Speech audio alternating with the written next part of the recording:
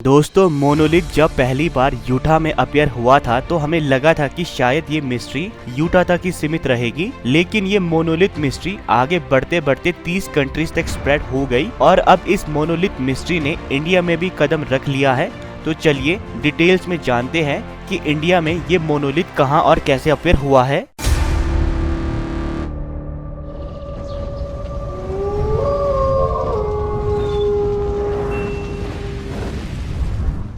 Shiny metal sheet से बना ये 3 साइडेड स्ट्रक्चर इस बार अहमदाबाद के सिम्फनी फॉरेस्ट पार्क में अपीयर हुआ है। इंडिया में अपीयर होने वाला ये पहला मोनोलिथ है जो कि दुनिया भर में अपीयर हुए मोनोलिथ से मिलता जुलता है। इस मोनोलिथ की हाइट 7 फीट है और सरफेस मेटेलिक शाइनी है जिसमें आप अपनी रिफ्लेक्शन को देख सकते हैं। इस मोनोलिथ में एक इंटरेस्टिंग क्लू है जो इसे बाकी मोनोलिथ से अलग बनाती है और वो है कुछ नंबर्स जो कि इस स्ट्रक्चर की एक साइड पर गोदे गए हैं। अभी ये तो क्लियर नहीं है कि ये नंबर एग्जैक्टली क्या रिप्रेजेंट कर रहे हैं, बट इस स्ट्रक्चर की प्रेजेंस ने लोकल रेजिडेंट्स और नेटिजन्स के बीच हलचल मचा दी है। जिस गार्डन में ये मोनोलिथ अपीयर हुआ है उसे अहमदाबाद म्युनिसिपल कॉर्पोरेशन और एक प्राइवेट फर्म मिलकर मैनेज करती है। ये गार्डन अहमदाबाद में गुरुद्वारा के पास लोकेटेड है। ये गार्डन उन कुछ चुनिंदा चीजों में से एक है जिन्हें गुजरात के चीफ मिनिस्टर विजय रूपाणी ने रिसेंटली ही इनॉग्रेट किया है। लेकिन इंडिया में इस मोनोलिथ की अपीयरेंस की मिस्ट्री अब मिस्ट्री नहीं रही है, ये पूरी तरह से सॉल्व हो चुकी है।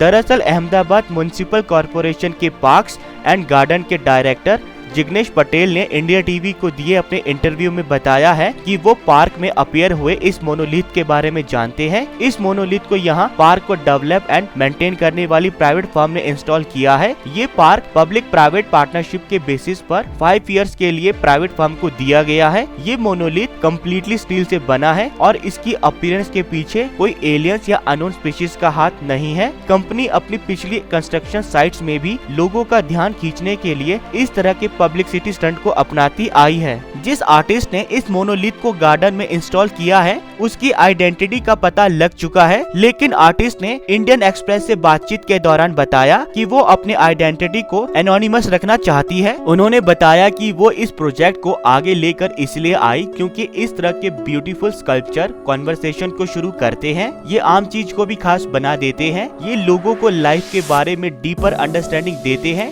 दुनिया भर में मोनोलिथ मिस्ट्री बन गया क्योंकि लोगों को न्यू आइडियाज, न्यू थॉट्स और इस तरह की मिस्ट्री को अनलॉक करने में मजा आता है और इस स्कल्पचर को इंस्टॉल कर वो उन लोगों के लिए कंट्रीब्यूशन कर रही हैं जो सच में इस तरह की मिस्ट्री के शौकीन हैं। अहमदाबाद मोनोलिथ पर लिखे नंबर्स नेचर और वाइल्ड लाइफ की प्रोटेक्शन की और लोगों का ध्यान खींच रहे हैं। एक्चुअली ये नंबर्स इंडिया में present different wild life sanctuaries and nature reserve की प्रोटेक्शन और केयर का मैसेज दे रहे हैं। ये नंबर्स इन्हीं सेंचुरीज और बायोस्फीयर रिजर्व के कोऑर्डिनेट्स हैं। क्योंकि ये मोनोलिथ्स दुनिया भर में बार बार अपीयर और डिसअपीयर होते रहे, इंटरनेट पर लोगों ने इनके ओरिजिन और मीनिंग्स को लेकर हजारों थ्योरीज पेश कर दी, बट थैंकफुली हम अहमदाबाद मोनोलिथ की अपीयरेंस की मिस्ट्री को काफी हद तक डिकोड कर पाए हैं। अब देखना ये है कि ये मोनोलिथ कब तक इस पार्क में बना रहता है या एक नया मोनोलिथ इंडिया के अब कौन से नए प्लेस पर डिटेक्ट होता है। दोस्तों इस वीडियो में इतना ही। अगर आप पिछले मोनोलिथ्स की अपीयरेंस को डीपली समझना चाहते हैं तो आप मेरी videos mystery of monolith and latest monoliths mystery को देख सकते हैं